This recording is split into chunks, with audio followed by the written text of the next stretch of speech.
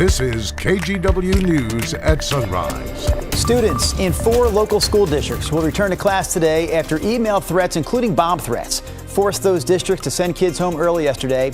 Coming up here in one of our top stories, we'll share where these threats happened and what the FBI has to say about their credibility. And the Portland Public School Board is on the hunt for a new superintendent this morning after Guadalupe Guerrero announced he is stepping down. We spoke with a board member about his decision. Plus. But whoever did it, I mean, we know that they must really care about the people we're serving and wanted to do something special. We're hearing from the Portland Rescue Mission this morning about an unusual donation they received last spring, a donation that could land them thousands of dollars at auction. We'll tell you about the sneaker giveaway, if you will, the donation that is prompting this great auction. It's all coming up here at 5:15. Yeah, those are some nice kicks, all gold and such. I thought I saw the Michael Jordan emblem on them, maybe. I think they're Jordan. Did I see those? I think they're Jordans. I think they're like Jordan 3s. Nike's involved here. Yeah. I think there's a Nike involvement in the story. Absolutely. But today, the big news. Clear sky. Sunshine. I mean, not perfectly clear. Maybe not clear, but dry. Sunny skies. Dry. And absolutely dry. Here's a look at good visibility this morning coming in from the Rose City camera. There are dense fog pockets around, but as you come into Portland currently, you will lose the fog. It's foggy up along the Columbia River at 39 degrees. And as Christine mentioned, yeah, we have a dry, sunny day coming. Not perfectly blue, but pretty gosh darn close to it. 48 degrees at noon. We'll be up into the low 50s. There's 48 at 5 o'clock. Enjoy. Here's Chris McGinnis. I think we will. It'll be nice to have a dry morning commute as well. Remember how drippy yesterday was. Here's I-5 northbound, courtesy of photojournalist Chad Dehart, heading right past the Greeley exit and underneath the Fremont Bridge. That's in pretty good shape, but as he goes farther north, here's a look at some fog that we found on I-5 up near the Interstate Bridge. So watch out for that. It's patchy, but we do have some locations that are a little foggy. Meanwhile, it looks like the breeze is picking up on the west side. You can see our camera on the Sylvan Hill bouncing around. Light traffic there, light traffic over in Oregon City as well. So far, guys, no crashes, no unexpected delays. Good to hear, Chris. Thank you. This morning, classes will resume as normal in 4 local school districts after threats prompted evacuations. Sunrise reporter Devin Haskins is covering this story for us. So, Devin, the FBI, we know, is now involved in getting to the bottom of these threats. Yeah, Drew, that's right. The FBI says it's working with state and local police after those school bomb threats came in. Districts in Multnomah, Clackamas, Marion, and Lynn counties all saying their school districts in those counties received a threatening email. Here's a map that shows some of the districts that we know got the threats yesterday. It happened at the Central Lynn School District in Lynn County, Cascade School District in Marion County, Colton School District in Clackamas, and Corbett in Multnomah County. Staff said they received a threatening email stating there was a bomb in the school. Students were quickly evacuated and then called 911.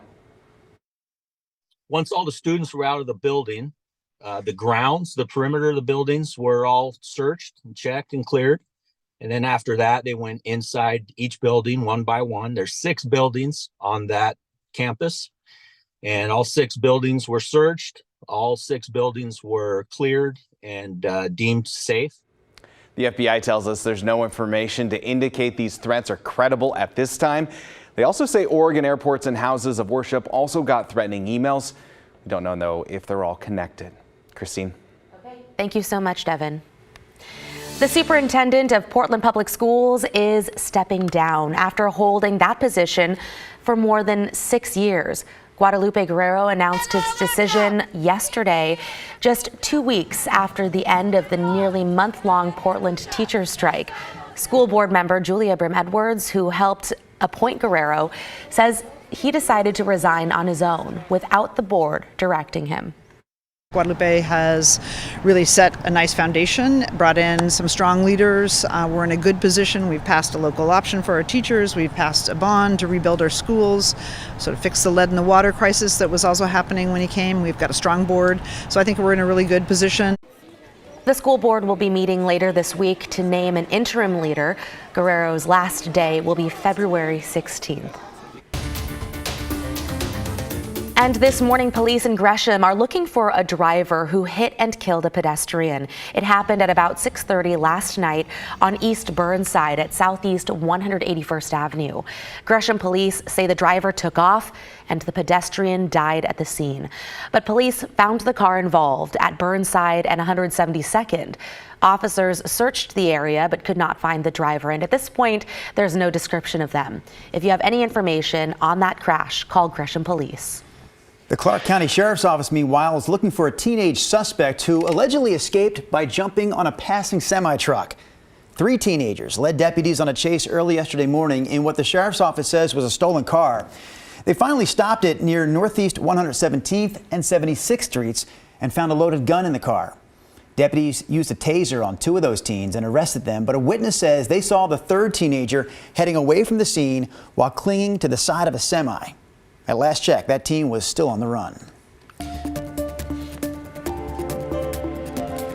A 19-year-old accused of killing his younger brother and severely injuring his younger sister in a rollover crash will be back in Washington County Court next week.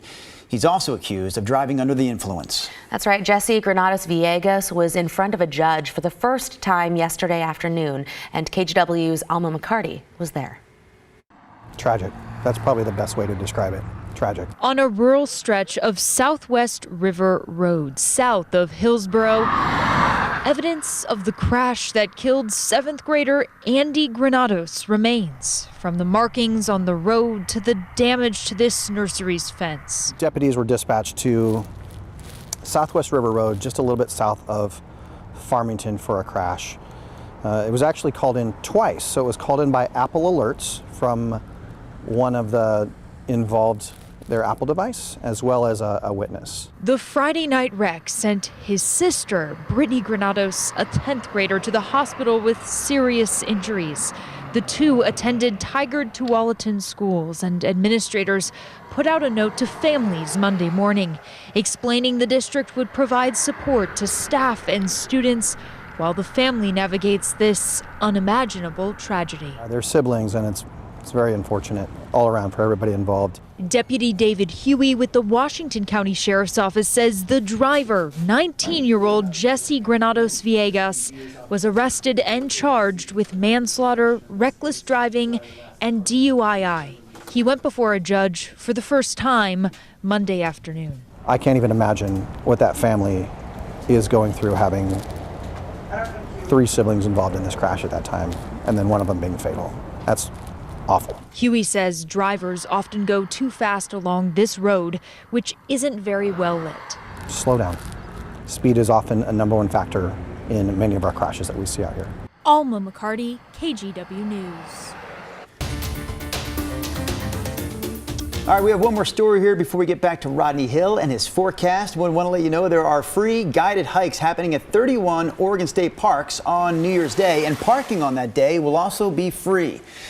There will be 34 hikes in all, led by a park ranger or volunteer who will share information about the park as you go, or you can take a hike on your own.